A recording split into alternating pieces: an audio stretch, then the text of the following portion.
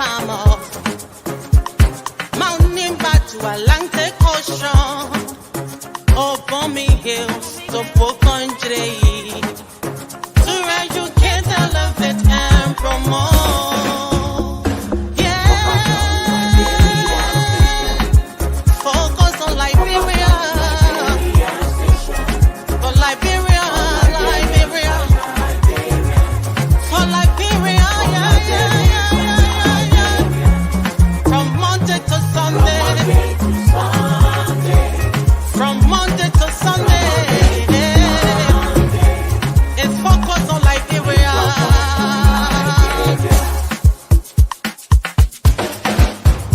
Talk about home affairs. Hey. In diaspora. Foreign affairs. Reliable information. History. Talking about culture. Politics. Education. Entertainment. Business. Sports. Advertisement. Articulation. Focus on Liberia. Focus on Liberia. Hello, everybody. We have a special edition of talking about the Chief Justice of Liberia. My name is Jabari, and I am here with Sister Ka, and we are going to be talking about the second Chief Justice of Liberia, Mr. John Day. Sister Ka, it is great to have you on. It is great for me to be back on here at Focus on Liberia. I'm super excited. Let's get to it. Thank you. Thank you so much, Bassa Bari. And as you know, John Day is also a Bassa man like yourself. So that's your people. John Day is a very interesting. All the Chief Justices are interesting. We talked about our first Chief Justice, Samuel Benedict, last time, and we talked about all of his, history, who he was, where he was born, and we were able to also debunk some myths about him. Most, importantly, that he was not a European. He was, everywhere we searched it, called him a man of color, a Negro, all these things that indicate that he wasn't even mulatto. And here they were, depicting him as a European. So it's good to be able to go back to some of these primary sources and resurrect the memory of these great founders of the first republic, the first modern state on the African continent. While Ethiopia existed, Ethiopia is an ancient state, and it is it was a kingdom. It was an empire. So here with Liberia, we have the first modern state, and so he is actually the second Chief Justice to serve on the continent of Africa. This is a huge thing. Liberia's history is old, it's long, it's deep. We are trailblazers. Our forefathers set the tone. And so this is something to celebrate. I also want to mention today is Pape Shad. I like to call him President William V.S. Tubman's birthday. It is a holiday in Liberia. Well, it's daybreak. I mean, it was yesterday in Liberia. They're 5 hours ahead of us. But yeah, let's recognize that as well. Since this is the History Channel, I wanted to recognize the birthday of President William V.S. Tubman as well. Well, happy belated birthday to our President, William V.S. Tubman. It is greatly important that we honor and celebrate these men. And that's where we want to begin just the start of this show. Why is it so important for us to personify and humanize these founders? We've talked about this before, but really just emphasize just how important it is to personalize and humanize these founders, give them a face, a personality to them. I really believe a lot of the instruments, the tools that they use to derail Liberia and to, you know, divorce Liberia from its history was intentional. And the tools that were used were typically to distort the images of these people, who they were, and to really just simplify them so they could be turned into caricatures in people's memories. What researching them in telling their stories as best as we can based on the written record, it debunks a lot of the disinformation and the lies surrounding Liberia. It is always important for a country to understand its identity based on what actually happened and not based on what people want people to believe happened. So our collective memory as a country, as a republic, not only Liberians, but in the entire world's collective memory of Liberia is very distorted.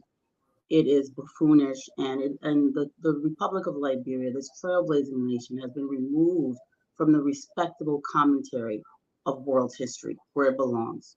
I mean, it is a tragedy that these profound stories of Liberian history are not taught in Liberian schools, are not taught in schools around the world. These are inspirational stories for all African children, for all children of African descent, for children of European descent. The whole world can benefit tremendously from learning about the triumph of the human spirit. And this is why I research this, because it inspires me. It inspires me to see that I'm making a mountain out of a molehill when we have people who came before us that literally moved mountains. And we can realize how the tasks and the challenges in front of us are really not that big, you know. And so, as we say, we stand on the shoulders of giants, and you know, we have to make sure that we remember that always. So very important, Jabari.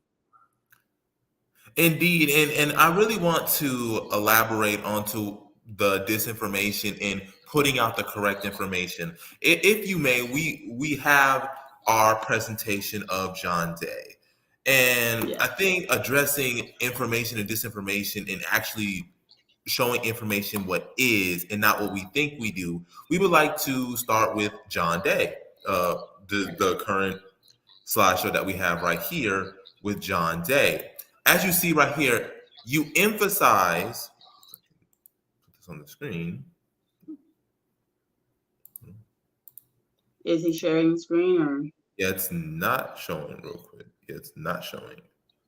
okay? Um, Well, let's talk, and while they figure out the technical stuff, we'll yeah. just continue to. Yes. I really want to emphasize on that what is and what we think happened, because I think Right, that is the most important thing whenever we talk about history is people emphasize what they think they know, not what they actually know. So we can start right. with just the beginning. What do we actually know about John Day? His beginning, his upbringing. What do we actually know about John Day? Well, so we know, of course, that in some of the basic histories there, we know he was a founder of the republic, meaning that he was part of the Constitution Convention.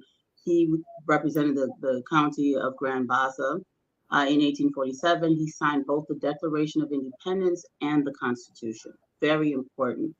This man was brilliant. He was a black man.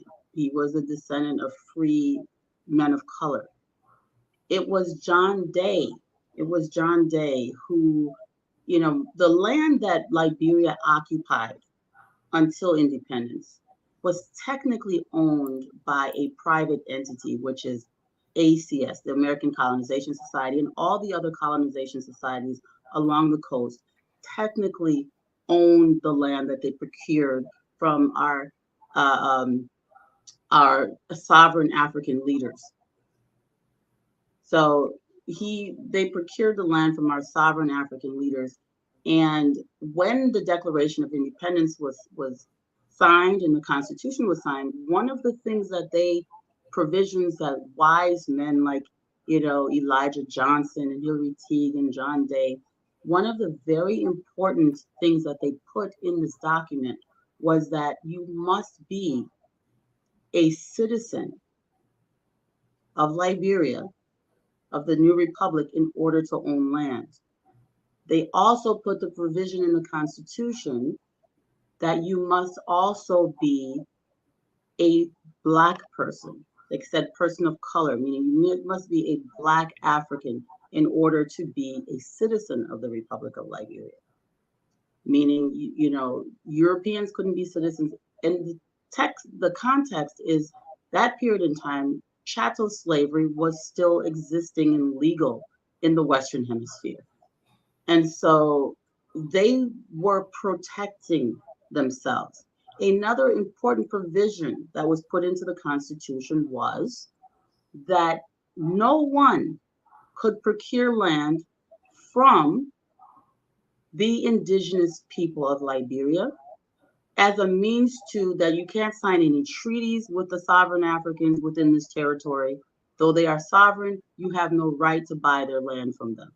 This was a way of protecting indigenous people's land rights, because right next door in Sierra Leone, before Liberia was even settled, the British had gone amok and signed many treaties, basically taking land rights away from the people who had community property rights for generations. And what they were doing was now privatizing so much of Sierra Leone. The French had just started doing so as well. And they said, hey, this isn't going to happen to us. We cannot allow, this is before the Berlin Conference, there was a land grab going on in the vicinity by Europeans. So one of the things, and they etched this into the Constitution, that any treaty you sign to take land or territory within the area that we're declaring as Liberia is going to be illegal. You're not allowed to do it. So you can't go sign treaty with someone who says, I'm a chief, I'm in charge of this land, and then take it over. Powerful stuff. So when they came back and they read this declaration, and the ACS people read the Constitution, they said, well, what about our land rights? You're saying that we can't own land. What about the treaties that we signed with these kings? And John Day famously said, that was not on our agenda. We met to declare our independence and to generate our Constitution, not to address your land rights. So essentially telling them, go take it up with whoever. Very revolutionary statement for Black people to make in the year 1847. And the ACS had nothing they could do, because they were not backed by the power of the U.S. government, because this wasn't U.S. government land. This was private land. The U.S. government has no fish to fry in that. If America, the way Great Britain was procuring land in Sierra Leone, if it had been the U.S. government, they would not have been able to say we're a country. So it isn't even so much that Liberia became independent, it's that Liberia was established as a country. And everything that existed before then ceased to exist. There is no more Commonwealth. We don't have any interaction with this ACS as far as them owning property here and dictating to us what to do. We are men. In fact, their exact words, we are Africans and this is Africa. I mean, powerful stuff. So we've got the slideshow up. I'm going to pause there and let you continue. Thank you. Yes, and what you talk about with John Day, it's a word that's up on the presentation, and it also can relate to the indigenous population. It's in the Liberian Declaration of Independence. The word honor. Right. We see in the Liberian Declaration of Independence, when it refers to the indigenous population, it says honorable purchases. And here we see John Day, we say his honor, and really just elaborate to the audience the importance of honor and how that played a role in Liberia at this time period, and also just John Day, him as a person. Mm-hmm. So the word honor in this context is a judiciary term, because he was a justice. His honor, Yes. This is how you refer to judges: honorable people, noble people, people who have ethics, people who are decision makers based on their merits, based on their exhibition of decency and their sworn commitment to uphold the truth and uphold justice. A Supreme Court justice is not just a judge alone. This is a person who has been elevated to the highest level of decision making. justices don't make law, but they interpret law. And how they interpret law is law. So their interpretation of the law is the law. Whenever there's confusion, this is the last bus stop. These are the final speakers of truth. Once they speak, no one speaks after them. So you must be of the highest character and must have demonstrated this throughout your life to even be elevated to this level. This is not a place for people who are shady. It's not a place for people who can be bribed. This is not a place for people who lack the dignity and the honor of being truth sayers. This is not a place for people who lack patriotism. This is a place for the enlightened, the righteous among us, the wise among us. So to be His Honor John Day, it means he has earned some level of respect, not even some, the highest level of respect from his fellow citizens to be elevated to this. And when Joseph Jenkins Roberts nominated him, this was a gesture and a tribute to what his decency, his dignity, and how he had conducted himself among his citizens, his fellow citizens, throughout his life or the time that he was in Liberia. So, His Honor John Day, he is and always will be the second Chief Justice of the Great Republic of Liberia. He was born in February of 1797, and he lived until February of 1859. He, of course, we said, was a signer of the Declaration of Independence and the Constitution of Liberia. This is not only the second Chief Justice, he is a founder of the Republic. Along with, of course, the man who came before him, Samuel Benedict. So we're going to get into it. And it's important, as you said, with honor, due diligence, just due respect, putting out the correct information. As you see here, this is the AI generated image based on a statue of Thomas Day and a description of John Day. Because yes. as we go and I'll to just say the, that, yeah, I'll just say that Thomas Day was his brother, his younger brother. And we're going to get into that a little bit later. But his likeness, I did find an article where they said that Thomas was the spitting image of John Day Jr. So I thought, combining the descriptions, how they, described him, I don't know what he looked like because he was not actually photographed during his lifetime. May have been sketched, don't know. But what I do know is that this is a more realistic representation of what he may have looked like based on, descriptions.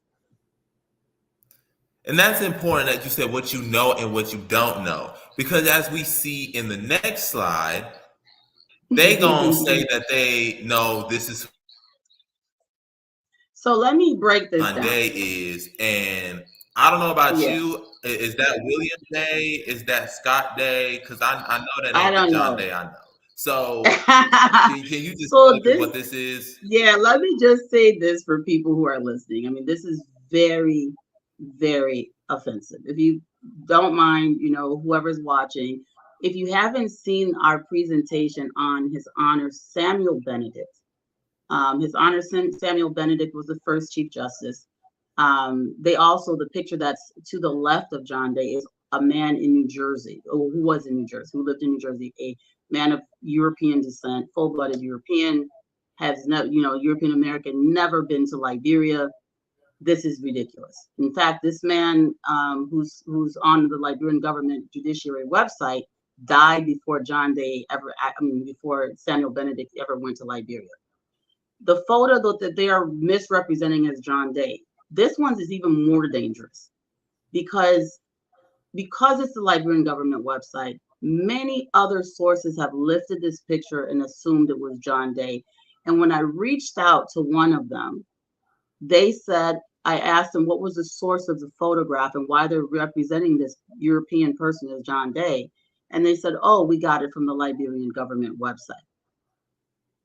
So this is now our government, because of this failure to do due diligence, putting up a photograph of a man who clearly is not John Day, and others are then citing an official government website and just sending this picture all over the world. This is embarrassing. So this is definitely not John Day. There's a couple things. One, this picture, John Day died in 1859. This photograph is not, from a tin plate or the type of photography that existed in that time period. This is an actual photograph, which means it was taken much later, long after John Day actually died. Also, the way the man is dressed and the way his hair is fixed is really early 1900s.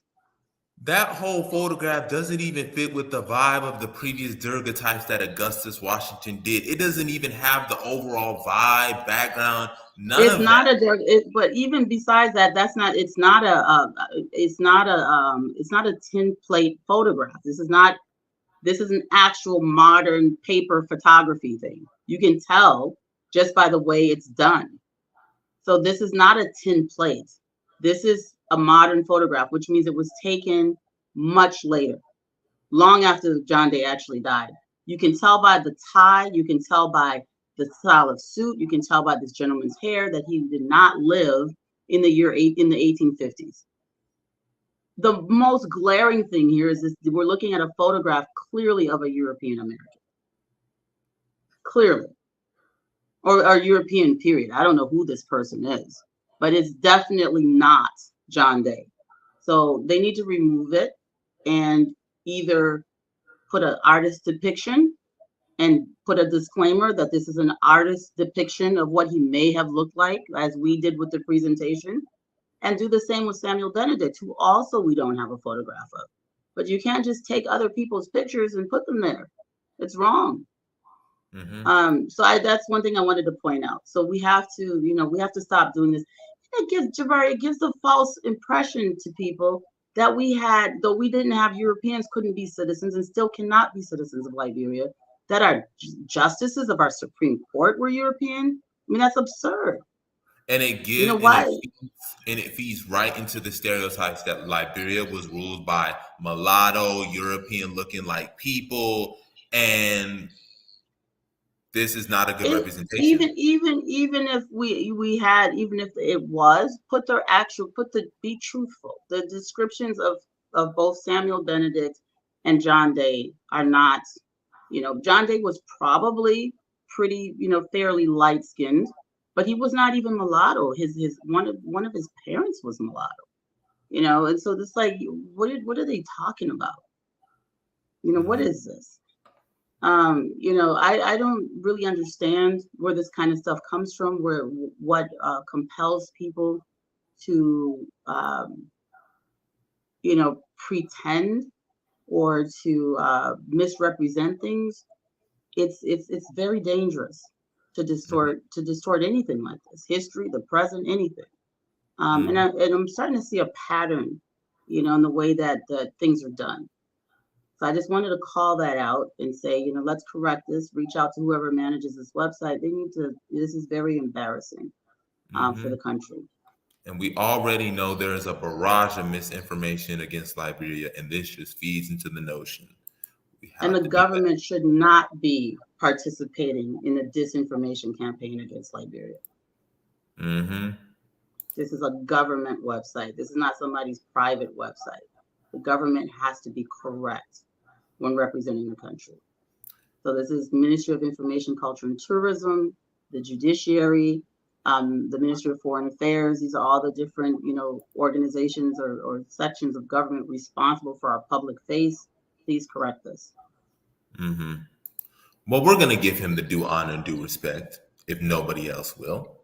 Yes, and as we said before, this is not a photograph of His Honor John Day. This is dangerous, y'all. Do not post this photograph. So the other thing that I found is a lot of our historians, our people, confuse the Reverend David Day who went to Liberia. In fact, he was only 6 years old when John Day died, right? So a lot of people confuse the Reverend David Day of the Day mission with his honor John Day. And Reverend David Day and his wife were European American missionaries. They were not related to in any way our Chief Justice John Day. They were not in any way related to his honor John Day, as far as we know. So they established what we call commonly the Day's Mission, or the mission at Muhlenberg in Liberia, and they are in our John Day. His honor John Day was Baptist. These are Lutheran missionaries, completely different denomination. Their ages are not close. One is a European missionary, the other is an African missionary. So completely, it's just bizarre how they could be confused. They didn't even really live, they only spent 6 years at the same time on earth. Like I said, when his honor John Day died, Reverend David Day was only 6 years old. So it's not, there's no reason for the confusion. So it may be. Do you think that's Go due ahead. primarily to the fact that people tend to not emphasize the importance of dates? They just see a name. They don't really understand or value the importance of dates and time. I think it's due to incompetence. If you don't know how to do something, learn how to do it properly before you do it. Research is not something you just get up and do. You have to be trained to research. You have to be trained to do anything. You can't just, oh, I know how to use Google, so I'm a researcher. That's not how the world works. I know how to use Google, so I can go perform brain surgery. That is not how the world works. You can learn a lot of things on the internet, but you must have a foundation in something to be able to utilize a tool. And this is really, I think, just, incompetence, not being able or understanding that you should focus on dates and times and cross-reference information, and, not just jumping at the first thing you see. It's just, I think that's really what it is.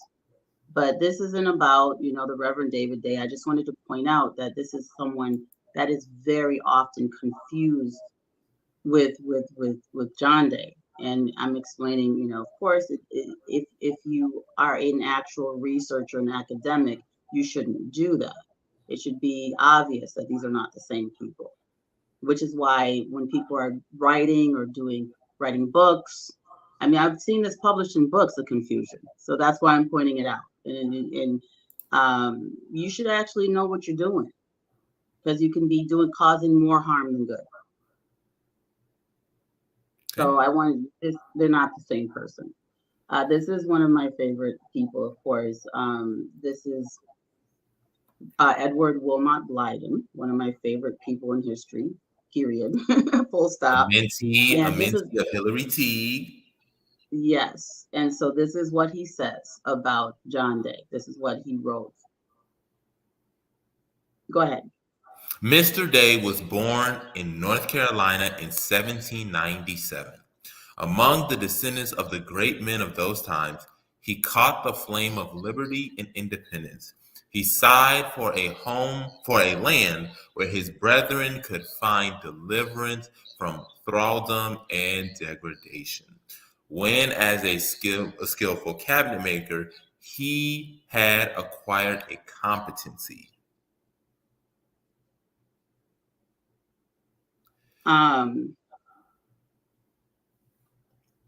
So this is just part of Blyden's quote, but he's basically in Liberia. I mean, we'll get into what he's talking about the cabinet making, all of that. But Blyden wrote basically his eulogy, and this is just a small excerpt from the eulogy. But I wanted to point out how impactful John Day was, that even those who came after him, upheld him as his giant. The eulogy of John Day that was written by Blyden should be available. You should be able to, because it's in the public domain, you should be able to find that. For those of you who are watching, on Google Books, you can find it on many other online libraries. it should be at no cost, because it is in the public domain. Just wanted to share that. Next. It is very impactful. Please read it, y'all. You will be moved. Day's parents and grandparents were free blacks and enjoyed many rights withheld by law from slaves of African descent. However, legal codes introduced in response to a six-fold increase in the freed men population between 1719 and 1840 reduced those rights. Now, I really want to ask you. So we saw on the previous slide that he was around the great men during or just after the American Revolution had ended and America had gained its independence. And at the same time, as we're seeing here, Africans are losing their basic rights of free black people who are free and not held in chains. How do you think that influences somebody like the likes of John Day to say, this cannot be the place? There has to be somewhere where the light is there. The tunnel. You know, at the time that John Day went to Liberia, you're talking about 1830. So we hadn't seen this pushback yet, because the numbers of free blacks were not many. This is 1830. This is long, before you start to really see that suppression. Not to say that free blacks were just living happily, but probably being a free black in 1830 was much easier than being a free black in 1860. So John Day wasn't actually motivated by grinding oppression to go to Liberia, like some of the others were, especially where he existed and in the context in which he existed. He lived a very privileged life in comparison to even other free blacks. His family made the most sought after and luxurious furniture and cabinets.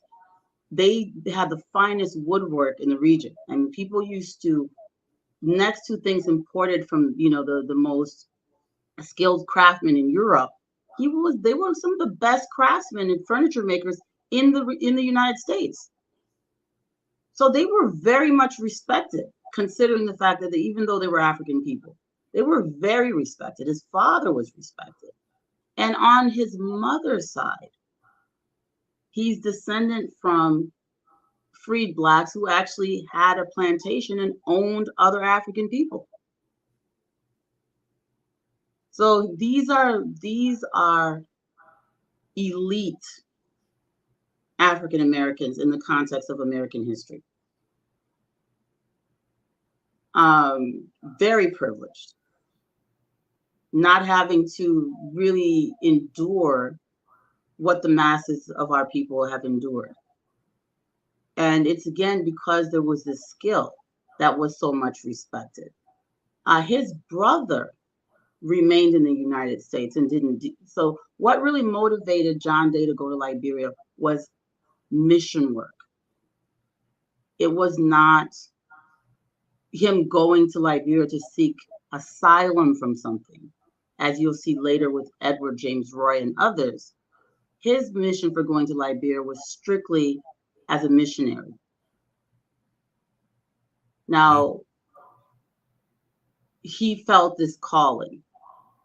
So go ahead.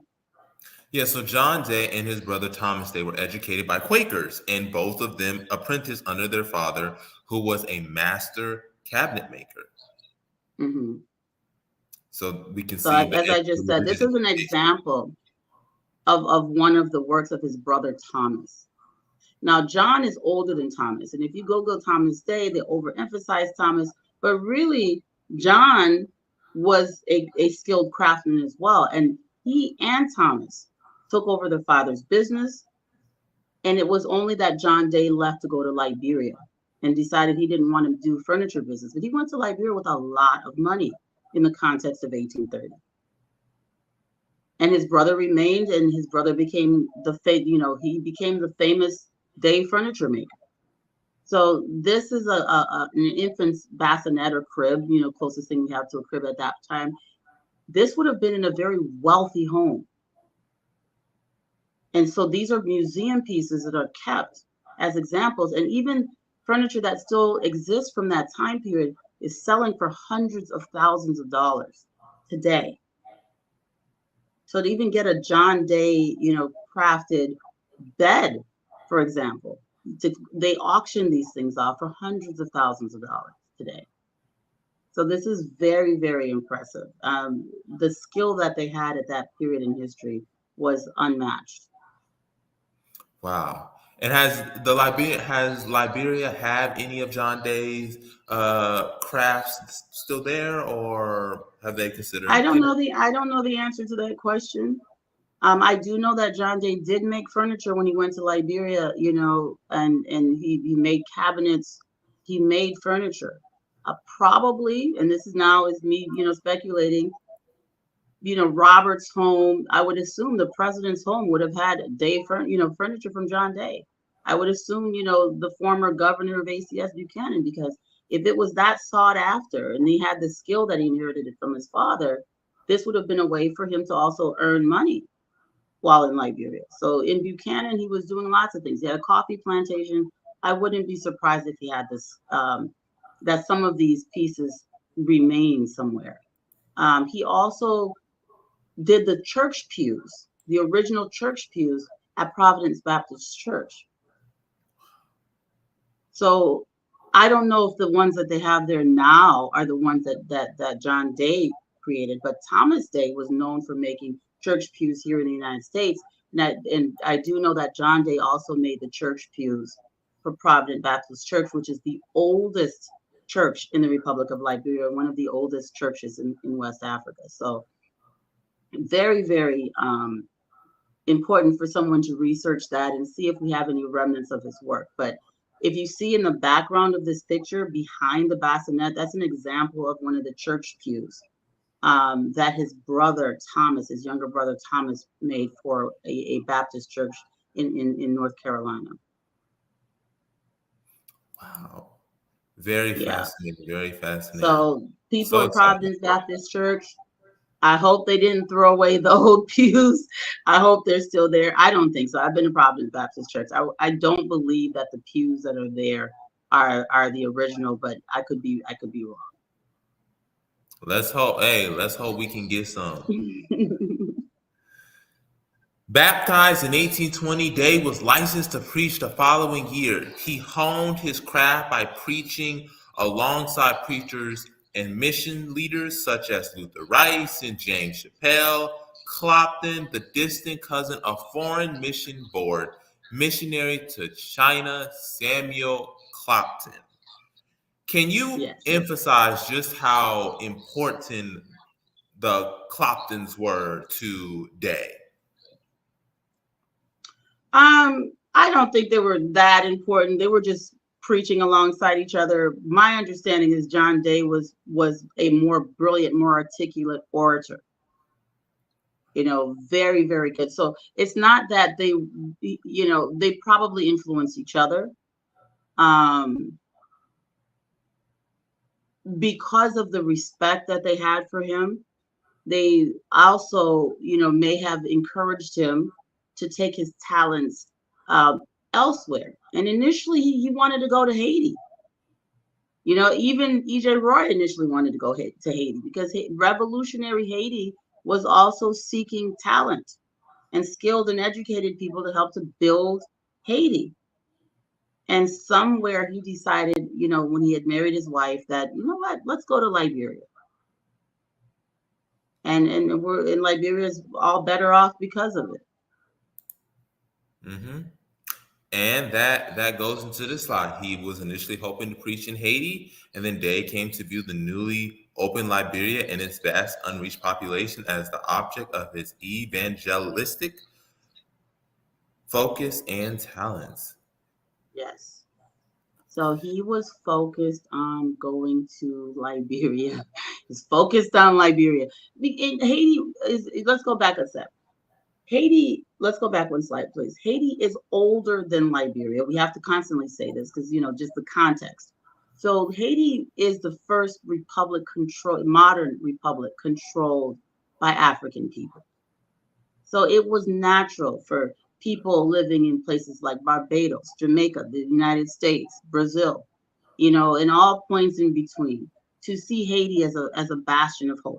Because this is revolutionary Haiti. That was slavery is abolished everywhere. It's illegal here. This is the Haiti was the citadel of human rights, really. There was no such thing as recognizing the rights of all people before Haiti existed. You know, so people forget this. It was Haiti that said there's no slavery here. All human beings, even though the US Constitution professed it, Haiti manifested it.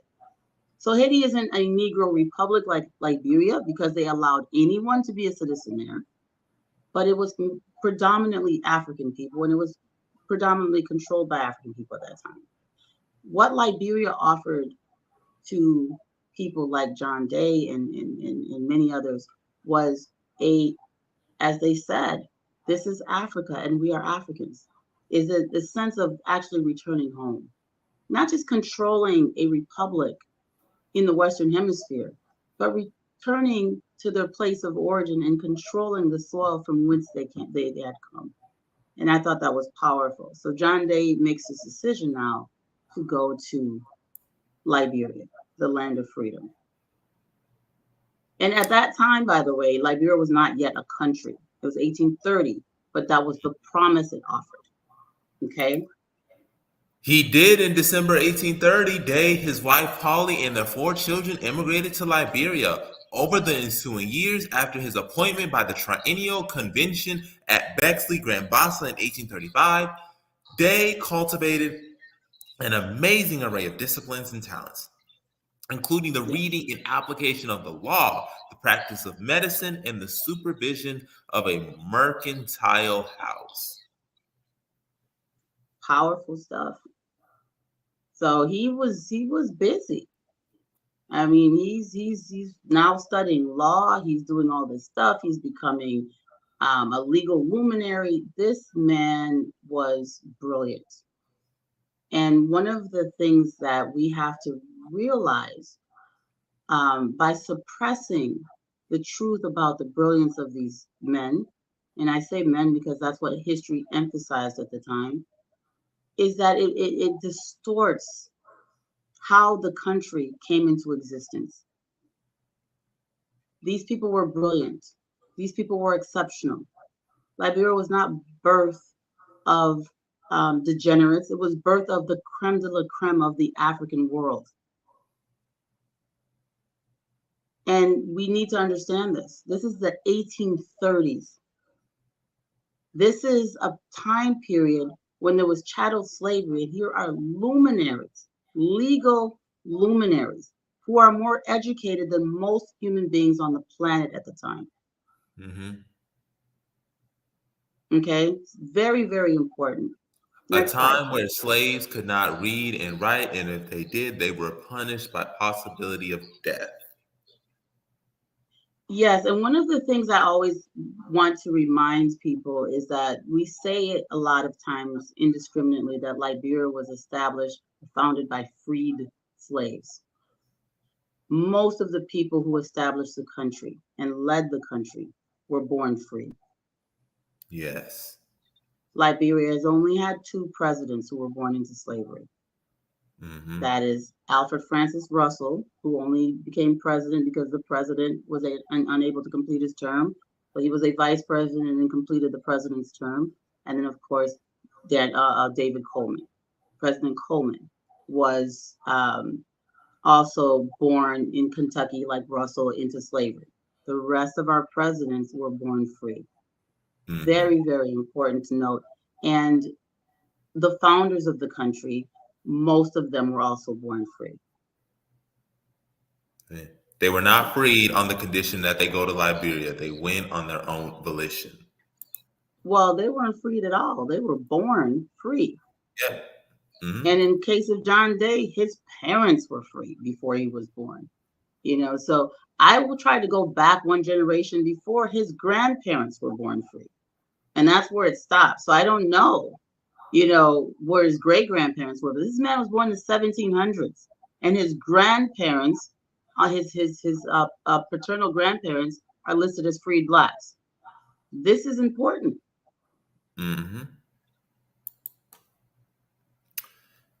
And here's his family. You have Jean Day, you have Mary Day, you have Evelyn Day, you have Anne Day, Armenia Day, and Jean Abner Day, the infant. Yes. So I want you to, I don't know how well the audience can see this, but on the far left, it's showing that his entire family died in 1831. So he got there in December of 1830. Within a year, everyone's gone.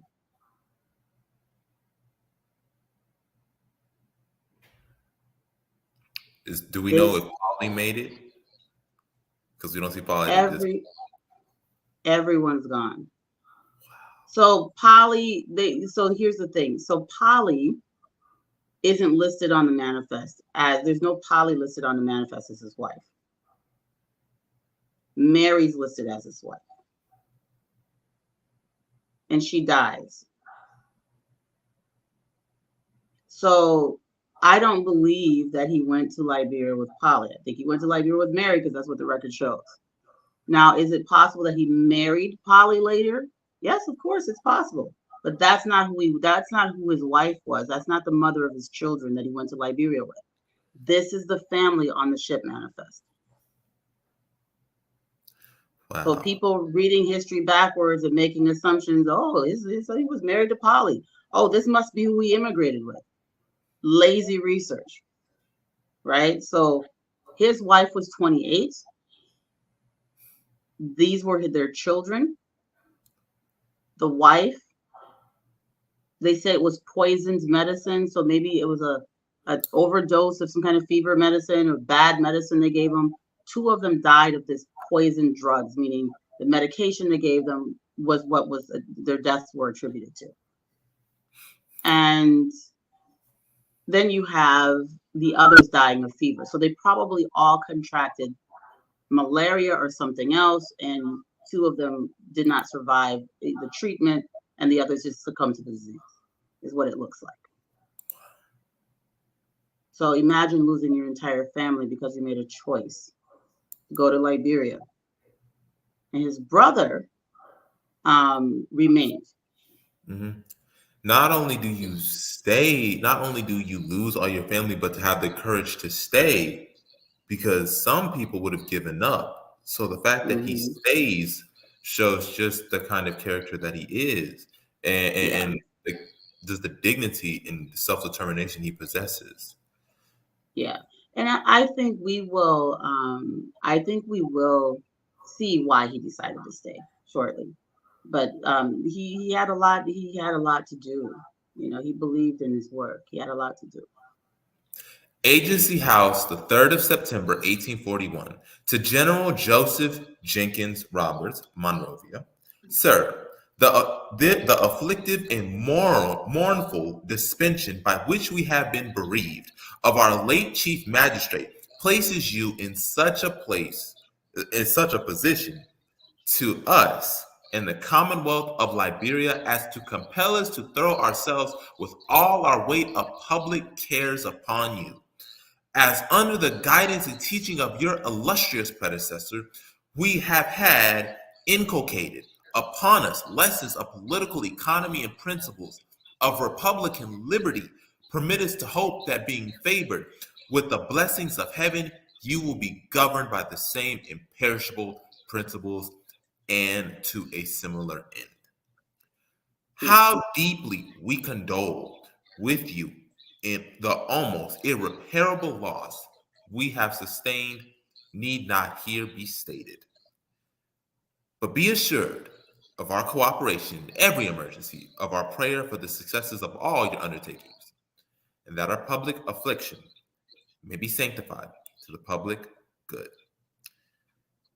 Absolutely. William L. Weaver, Nathan L. Harris, John Day, Louis Sheridan. I'm going to ask you a question. I know you're hosting, but what are your thoughts about that? I mean, this for me is just, What does that evoke in you? It invokes in me that I have the right to liberty. There are rights that cannot be taken away from me. These are rights that are bestowed upon me, and I have every right to express them. And it is this that they stayed while they pushed forward. They were on Exactly. a mission. They felt they were called by God, by the heavens, to be able to establish places, have their rights, their human dignity that everybody deserves. I mean, just profound self-determination, profound self-determination in the face of such disrespect, in the face of such blatant dehumanization. You know, John Day was born very privileged, but he understood the condition of all African people. And even when you have personal privilege, you're not actually free until your likeness is free to be it who it is, right? So you're no longer free unless you stop being an exception to some unspoken rule or a spoken rule, right? Hmm. So a few people can be freed blacks and be living some kind of privileged life, living in a very nice home, selling furniture to rich people, making a lot of money. But if the masses of your people are not free, you're not free because you still walk around with the stigma of subjugation. It's your skin, it's the very skin you're in, and you cannot divorce yourself from it. So you Hmm. have to liberate. You have to liberate in their context. They have to liberate their skin. That's so crazy, but it is what it is. So they don't have the in their minds what they're saying is they don't even have the option of pretending to be free when the skin they're in isn't free. So Hmm. their personal freedom is only, it's only like when people can say that culpable friendship, that culpable freedom. When the saying culpable friendship means it looks hard on top, but if you step on it, it might look like a rock or some dirt. You step on it and you step in it, right? So it is how this freedom is. It's a pretense. It's a facade. It can like that be taken away from you Hmm. because you yield no power. You don't really control anything. You can't rise higher than your people. And this is why he didn't leave when his family died. So as we said, this man, 1847, along with other great yes men. The Declaration. People, what about it women? They were probably advising, but history didn't record it because this is the period of time we were in, right? So we've got all of these men, great men, signing off on this declaration. John Day is underlined there in red, representing Bassa. One of the things that we have to remember is in 1847, Liberia, when it declared its independence, it was coastal Montserrado and up the St. Paul River, coastal Bassa, and coastal Sinai. Hmm. It was not Maryland, which existed. It was not any of these other settlements like at Cape Mount at Robertsport, which existed. So in 1847, we said, oh, but we were not included in the Constitution. A lot of people who were of African American descent were not Liberians in 1847 either. We forget this, that all the African Americans living on the coast of what is now Liberia were not part of coastal Bassa, coastal Maserati, coastal Sinai. You had Hmm. Maryland, you had all of these other settlements that got incorporated later on. It was a process. So there wasn't, that is what it was. And so this part of the history should be obvious to every Liberian, but it isn't. So I'm pointing it out because I know that's not taught in school. People think 1847, the current map of Liberia, somebody waved a wand and everybody was Liberian, or that all Liberians of African descent that came from America were all the African American descendants were also Liberian with a switch. No, that's not what happened, right? So Maryland considered itself independent before Liberia did, and so on. So I wanted to emphasize this a bit. The process of the country expanding was not immediate. Great to see his name on there. From 1846 to 1854, this station was under the charge of Reverend John Day and enjoyed a course of uninterrupted and increasing prosperity. In the board's report of 1848, Mr. Day is quoted as saying, "The work I call yours, as I believe it will be the glory of the South to prove themselves the great benefactors of the Negro race." In 1850, the board said, "Our missionary writes, I am not discouraged, for I have never witnessed such bright prospects for the mission." Mr. Day was a great sufferer in person and family. But he humbly said, "I murmur not." It tells of the death of a Bassa headman, baptized in 1846, who was remarkably fond of the Bible and read and expounded it to his countrymen. Dying, he said, "I'm going to heaven." That, says Brother Day, that cry, "I'm going to heaven," from the dying Bassa headman rewards me for all my toils and pays 1,000-fold for all the expenditures of the mission. In 1854, he says, "The natives are becoming more and more enlightened, see more clearly that God controls the affairs of men, and that they are accountable to him and must appear before his righteous bar." In 1855, 24 were baptized. On my own land is a village of, say, 30 inhabitants. You would suppose them Christians. They solemnly attend the reading of the word and kneel reverently in prayer. Yeah. You can keep going. This is just another excerpt. You can start with the quote. Yeah, go ahead. Mr. Herndon is attending school at Day's Hope, 4 hours in the day, and makes rapid improvement. It is a pity that such a mind could have had no early advantages. I have great hopes of him. His habits of ranting have been formed for want of better direction. His abundantly good sense, with the grace of God, will put all right. He is beginning to read so as to be understood, and seems as in a new world. For knowledge, he is like a hungry man. He is meek and docile as a child. Yes.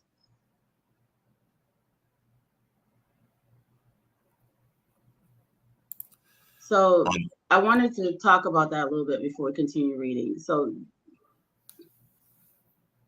this man was, and this is probably why he gets confused with Reverend Day that opened the Lundberg mission, Day's mission, right? Because he was a man of God, very devout, and he was a preacher. And the purpose of him going to Liberia was also to be a missionary. It's just the time periods are different, right? So he, after doing all of this, and while serving as the Chief Justice, he was still ministering. He was still teaching. He was also, he studied medicine. He was able to, help heal people. So pray for you and give you medication, treat your illness. He's also a Chief Justice. This is a multi-genius. This is not some just anybody. This is a person who was exceptional. And he died having been respected around the world. So this idea that throwaway people, outcasts, degenerates established Liberia is ridiculous. And you don't have to go dig underneath a library to find this information. It's blatant. It's obvious. The issue is why? Why are the young people in Liberia not learning who paved the way for their existence? Perhaps if people knew these stories, they would hold themselves to higher standards. One of the things that I often hear Liberians say, their country been messed up since 1847. Oh, that those people that came from America, they destroyed this place. They know nothing. They were illiterates. I mean, that is the mantra. Illiterate people don't eloquently document their history. Illiterate people, I mean, what are they talking about? And even the idea that somehow a country could have been declared independent without thinking people is absurd. Even the disrespect and disregard for indigenous people and their brilliance and their genius and their contribution to the establishment of the Republic of Liberia, the disregard of that, it's not an accident. People aren't taught. So as we conclude on John Day, he is one, but he's one of many, many African people, some of whom were born on the continent of Africa and never left, some of whom are descendants of people who were forcibly removed, some of whom were great kings like Momolu. We don't talk about King Momolu in Liberia. That is the greatest king and the most powerful king that was on Liberian soil at the same time that the Republic existed. There's no accident that they're teaching people about boatswain, calling him Sao Boso, or even King Peter Brumley, but not talking about the real powerful big trees, the giants of the rainforest, that people like Edward Wilmot Blyden respected and held in high regard. People like President Daniel Bashir Warner referred to as the noblemen. There goes the word noble, nobility. There are noblemen in these forests, he says. And we don't reference that. So I needed to, express that this is a giant and he's one of many.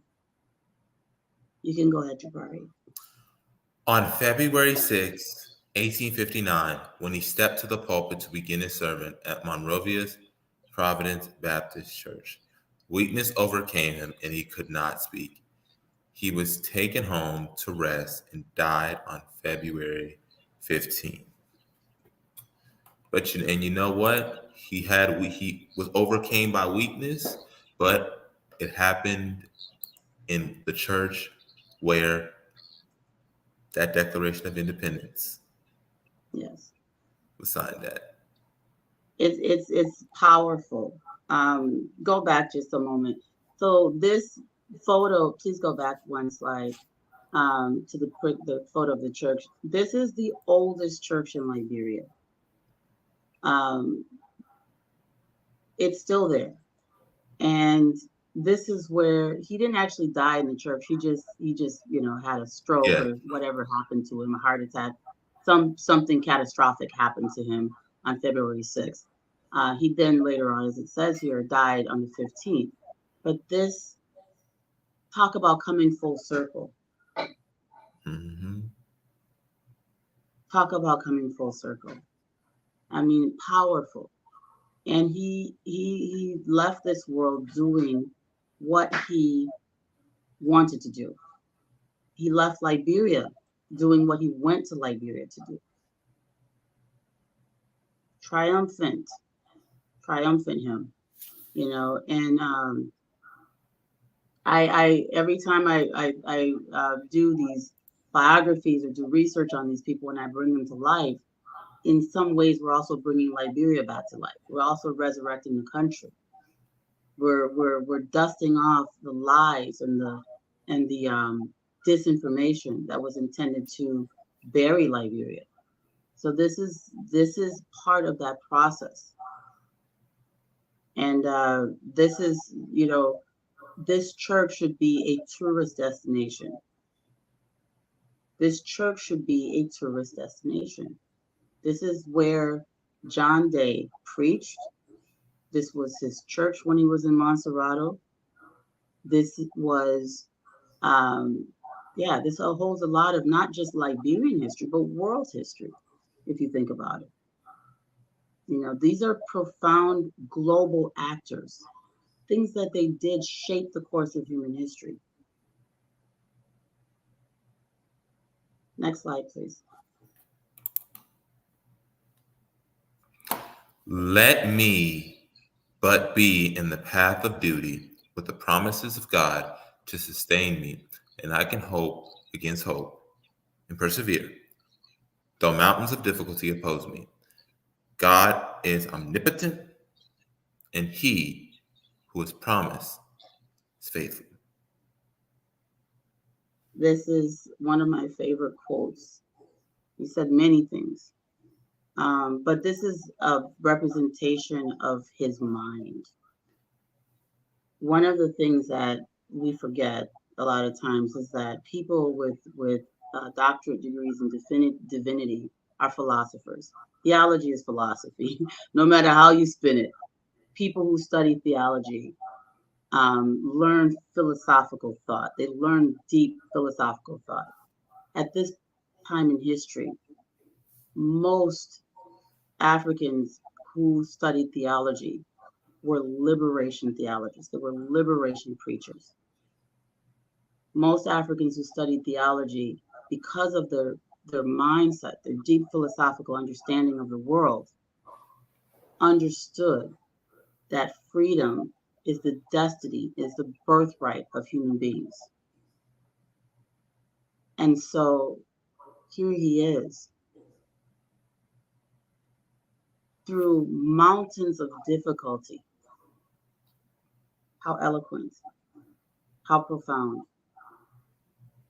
I read somewhere, where they said, liberation theology was created in the 1970s. 1970s, they say, is when the birth of liberation theology was. There's some Liberian who said, I introduced liberation theology to Liberia. Liberia was birth of liberation theology, the quest for freedom.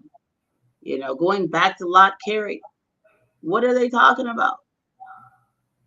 These are revolutionaries. So I just wanted to point that out. The Day family line includes Reconstruction era legislator William B. Henderson Sr. and Isaac H. Smith Sr., as well as the Reverend Augustus Shepard, one of the founders of Central Children's Home in Oxford, and Dr. James E. Shepard, the founder of North Carolina Central University in Durham, just to name a few, my school rival. Yeah, so these are his biological relatives. This family is just exceptional. Family of freaking trailblazers. I always tell people some of this stuff is genetic.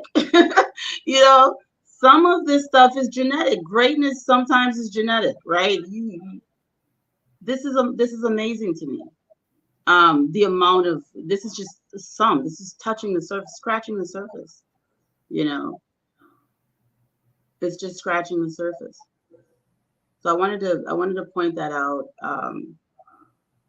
And that is our last slide. We can maybe look at some comments, or I don't know if Dennis is able to open the phone line. If not, you can write your comments and we'll read them and respond. If you have questions or anything, we can go through that and then we'll conclude. Well, there were a few comments. We have amazing presentation from the great Anna. We have let me take a look too. Are you on YouTube reading? Yes. Okay, go through those and I'll do Facebook. Okay. All right. So we have amazing, and then that was the only one from Anna on YouTube. On Facebook. Okay. All right. So Aliu Samba says, I meant to say I'm enjoying, I think he's saying the presentation thing. Okay. One thing the founders did correctly was to protect land for future generations. No one can deny that fact. Powerful. I agree. Aliu, it's evident everywhere. That's why we have disputes over land. You know, we're poor landowners. And one day we'll realize what an amazing resource for generating wealth land is, and then we won't be poor anymore. That's what we hope for. That we are supposed to be our own investors. He's Zlan Zlanson Ziamo says, which were contingent upon acceptance to Christianity. I don't know what he means. He says Liberia was colonized by Christian missionaries. Um, so Zlamo, that's not really true. Liberia was a bastion for Christian missionaries. But one of the things that in all of the people who signed the Declaration of Independence and the Constitution were Christians. However, unlike the Commonwealth, which was not a country, which was just a settlement and really not backed by any real law, like Declaration of Independence, Liberia, 1847, which is the country. Anything that existed before that was not a country, a modern state. That's why we say Liberia, 1847. The difference between the Commonwealth of Liberia and the Republic of Liberia is in the Constitution, the 1847 Constitution. It gives religious freedom.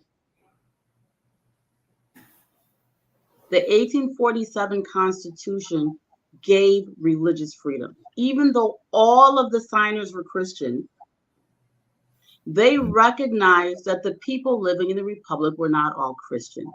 And they understood the wrong of ACS forcing Christianity down the throats of people who already knew God. They explicitly separated the church and the state in 1847. Many Liberians think that the reason Liberia is punished is because we took the cross off the flag and put the star there. No. The cross was removed because religion should be voluntary. It should be by free will. You cannot force someone to salvation. Salvation is always a free will. These men were philosophers. Did they want everyone to be Christian? Of course they did. Did they put into law that everyone should be Christian? No. This is how enlightened they were. They understood that faith in God is something people do of free will. It should not be mandated by law.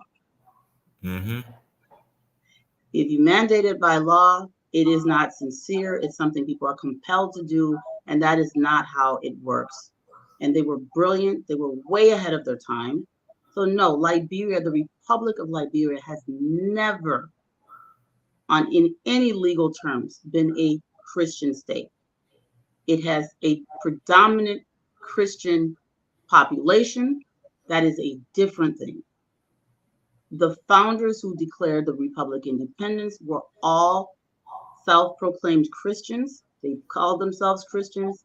They did not impose it on the entire population by law or practice. Did they minister? Did they share the word? Yes, they did.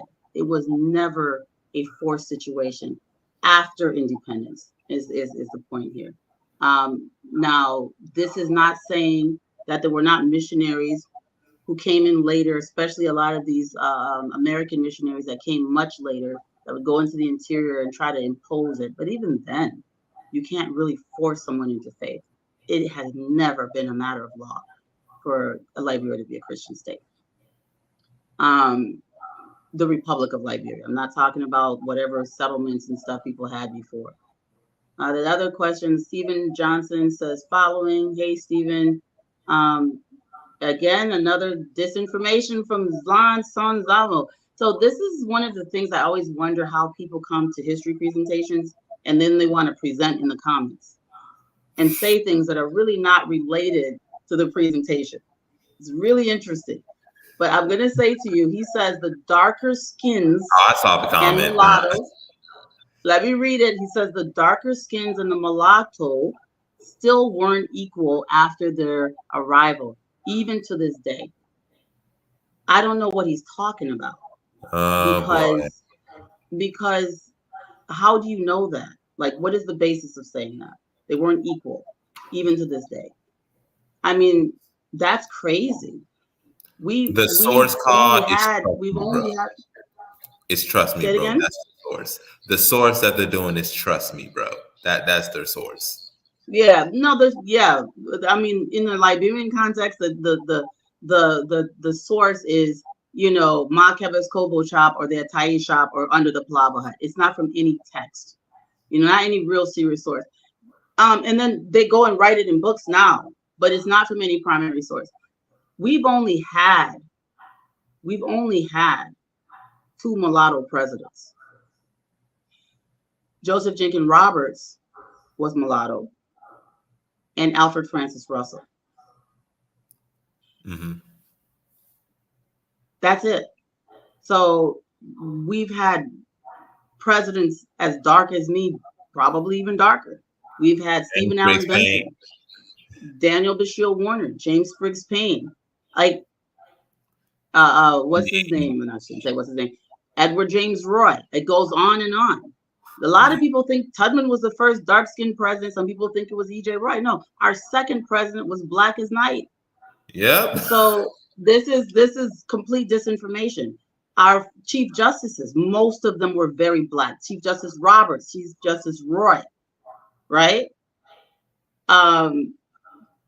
We don't know exactly what the first two looked like, but I believe they would have been relatively light-skinned. He wasn't mulatto. And the first Chief Justice was absolutely not mulatto, Samuel Benedict. So what did they look like? Were they red? Were they dark? I'm not 100% sure. But the Chief Justices after that, they were all black.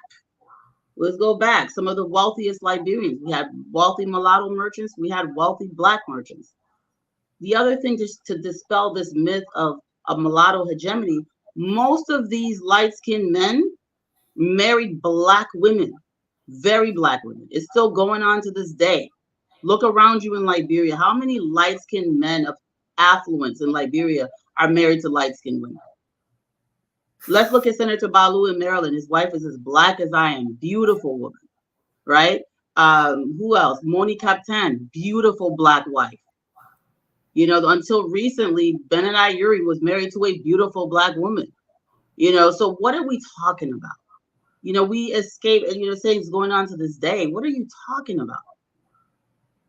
I have rarely seen a situation in Liberia where people separate themselves. Oh, us light-skinned people are over here, and those dark. There's too many dark-skinned people in Liberia for them to even get away with that. Like, even if they wanted to, where are they gonna pass? Which place will pass with their discrimination? There's not enough. It just doesn't make any sense. I'm sorry. It's just so silly. I apologize. I don't mean to laugh at you, Zlan. I just wanted to point out, my brother, please follow Liberian History Channel. Watch the presidential series. Learn about them. It's getting tired. That's what it is. Yeah, it's just, we sound like broken records, but I want to just dispel that myth. Thomas Ansamana says he is following, and that's the last comment on Facebook. So I want to thank you guys for watching and making any comments. If anyone else has anything to say, I'm not going to make fun of you, I promise. I just wanted to dispel that myth, a couple of myths there. But feel free to share any other comments, observations. If not, I'm done. Yeah. This was a great presentation. Y'all got to learn about the great Reverend John Day, Second Chief Justice of the Supreme Court of Liberia. I hope you guys learn a lot from this and really just soak it in on what these founders meant, what adept skills they possess, the mindset that they have. Let's use what they have today. Yeah. Let's not let their investment go in vain. Absolutely. And with that, y'all, if there are not any more comments or Carl, you don't have any last remarks, this is the Liberian History Channel on Focus on Liberia, Jabari, and Sister Ka. Have a great night, everyone. You too. We are Liberia. Liberia is our home.